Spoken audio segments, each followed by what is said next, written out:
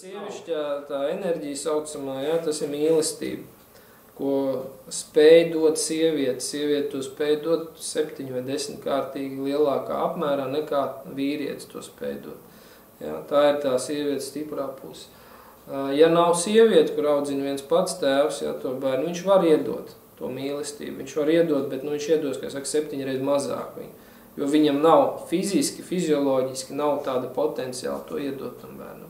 Jā, priekš tam ir sieviete. Jā, var palēmēties, varbūt vecmāmiņa ir blakus, kas var to iedot. Varbūt tur, nezinu, kaut kāda radiniece, vēl tur auklīte vai vēl kaut kas, kas tiešām ir ļoti tā, nu, kas saka, dedicated tam savam darbam, jā, ka viņi tiešām tur mīl tos bērnus, ar kuriem viņi, jā, tad tas arī ir jau ļoti spēcīgs impuls, un bieži vien tas ir pat labāka auklīte nekā mamma, kas ir bijusi, jā.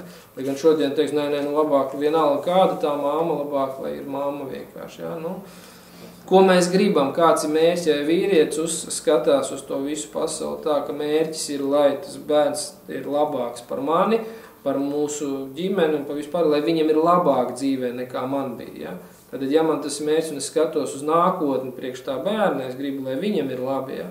Tad es esmu gatavs tā kā pieciest tur kaut kādas savas nērtības un darīt visas lietas, kas ir labi. Tad, kā viena no nērtībām arī varbūt izšķirt laulību. Ja? Tā būs nērtība, jo nu, tad man būs pašam jāpieslēdzas vairāk tur audzināšanai, vēl kaut kas. Nu, ir daudz dažādi aspekti dzīvē, ja?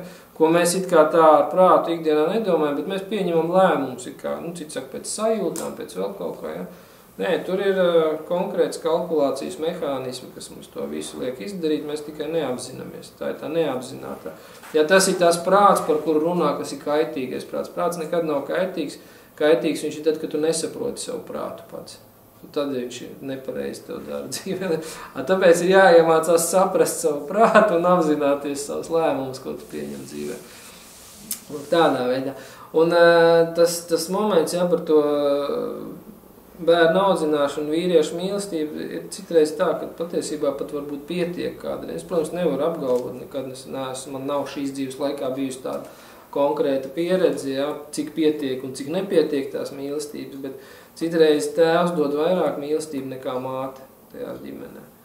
Ja, par ko tas liecina, nevis par to, ka tēvs ir muļķis un nemāk kaut ko darīt, ja, vai vēl kaut kā, ja, bet par to, ka māte nav gatava bērniem un nav gatava ģimenei. Un šodien es teiktu, 80% sieviešu nav gatavs ģimenei un nav gatavs bērniem. Par to liecina visi mūsu šitie te psiholoģiskie atbalsti, visi tur pirms dzemdībām, bērnu ieņemšanas laikā, pēc dzemdībām, visādas krīzes, tur vēl nezinu, kas sievietē galvā notiek. Ja, kāpēc? Tāpēc, ka viņa nevēlās radīt ne ģimeni, ne bērnus, jo viņa nav gatava, viņa apziņa nav nobriedusi priekš tā procesa. Vīriešiem arī mēdz būt tāpatās. Es nezinu, tu zini kā... 80%. Nē, es domāju, ka vīriešiem, pēc manas pieredzes vīriešiem mazāk, jo vīrietim, tad, nu, ja viņš nav pilnīgs degradants, tur, nezinu, dzērājs narkomāns, viņam kaut kādā pat dzērājam atnāks kaut kāda apziņa par atbildību. Tā priekšā, kas tikko ir ieradies šeit. Sieviete it kā arī ir apziņa par atbildību, bet tā apziņa par atbildību ir uzspiesta no sociuma. Šodien sievietes dara daudzas lietas, tāpēc, ka ko sabiedrība par mani padomās. Tad viņa vairs nedzīvo ģimenē, viņa dzīvo sociumā.